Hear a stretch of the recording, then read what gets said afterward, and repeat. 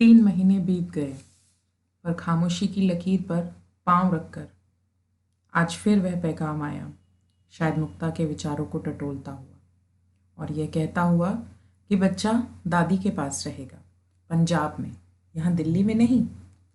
माँ ने मुक्ता पर गुस्सा करके उसकी खामोशी को तोड़ देना चाहा।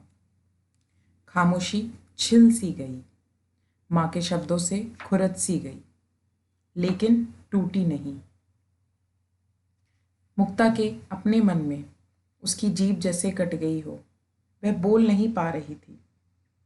लगा कभी नहीं बोला जाएगा, हाँ कहने के लिए भी नहीं, नहीं कहने के लिए भी नहीं। जानती थी दुनिया की कोई औरत नहीं होती जो एक बार अपने अस्तित्व के पूरे जोर से एक मर्द को आवाज देना ना चाहती हो। मैं चाहती हूँ, पर सोचती और देखती आवाज भीतर कहीं गले से भी नीचे अटक कर खड़ी हो गई है। शायद कभी होठों पर नहीं आएगी। वह मन में कल्पना करके दिलीप राय को देखने लगे, अपना बनाकर, मन के जोर से भी, कानून के जोर से भी। पर जहाँ जो कुछ पराया था वह उसी तरह रहा, पराया भी और वर्जित भी। और मुक्ता को लगा कभी कुछ भी अपना हो नहीं होगा, न किसी रस्म के जोर से, न कभी बरसों के जोर से। जहां तक भी मुक्ता देखती दूर तक दिखाई देता दिलीप राय जिस हैसियत का है। अगर कभी उसे जिंदगी का पहला चुनाव करना होता तो वह मुक्ता नहीं हो सकती थी। रास्ते में बहुत कुछ आ जाता, मोतिया खान की तंग गली, एक बेचारा सा सिर झुकाकर खड़ा हुआ मकान, मुंशी पिता की अपनी हड्डियों के समान गुच्छा सी हैसियत, और मुक्ता के लिए यह और बहुत इधर थी और दिलीप राय का अस्तित्व बहुत परे था। अनेक और उसके पास आकर खड़े हो गए तो मुक्ता को लगा जैसे वह और कुछ नहीं, सिर्फ किसी मरने वाले की कब्र पर डाले जाने वाली मिट्टी की आखिरी मुट्ठी है। आखिरी मुट्ठी एक कब्र की लाश को ढकने का आखिरी जतन होता है। मुक्ता ने एक दार्शनिक की तरह सोचा, पर साथ ही उसे लगा जैसे मिट्टी में रेंगता हुआ एक कीड़ा उसके बदन पर चढ़ रहा हो, उसके नंगे मांस को टटोलता हुआ, सूंघता और उसके लहू में एक घूंट पीकर उसके मांस के साथ खेलता हुआ। मुक्ता ने चौंक कर अपनी ओर देखा। हे ईश्वर, क्या मेरे मन में मुझसे भी चोरी उससे इतना प्यार कर लिया है कि मैं उन बरसों को सह नहीं पा रही हूँ जब वह मेरा नहीं था, किसी और का था, किसी और का मर्द, किसी और के बच्चे का बाप। और मुक्ता ने अपना होंठ दांतों से काट लिया। हे ईश्वर, क्या मरी हुई औरत का अस्तित्व भी मुझसे सहा नहीं जा रहा है?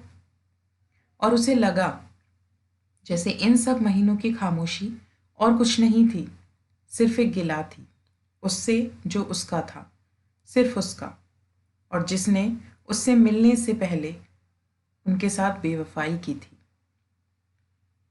मन एक लंबी गुफा बन गया और उसमें से गुजरती हुई मुक्ता को शादी का पैगाम देने वाला दिलीप कभी इतना अपना लगता रहा जैसे होठों की सांस से भी ज्यादा नजदीक हो, और कभी इतना पराया कि आंख की पहचान से भी परे हो।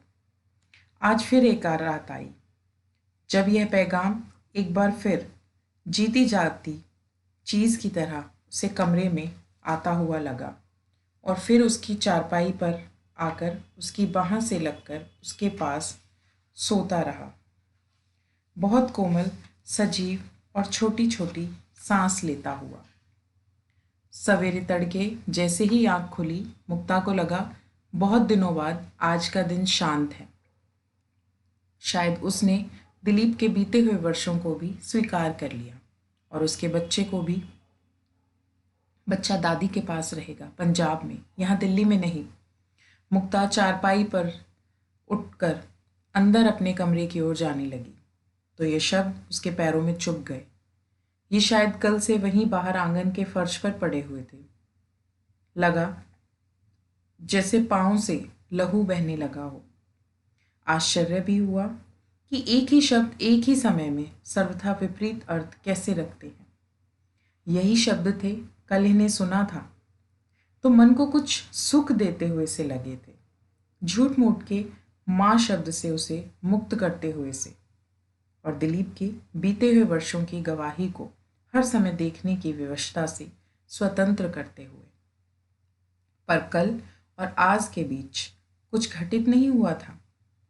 फिर भी ये शब्द आज शीशे की किरचों की तरह किसी और को नहीं, उसके अपने ही मांस को छीनने लगे थे। माँ हिपोक्रेट है, शायद सारी मध्य श्रेणी हिपोक्रेट होती है। मुक्ता के होठों पर हंसी सी आ गई। याद आ रहा था, कल माँ ने ये शब्द सुने थे तो एक पीड़ा अंतर में उतर गई थी, जैसे बच्चे को घर से दूर भेजकर बच्चे पर जुल्म किया जा रहा हो।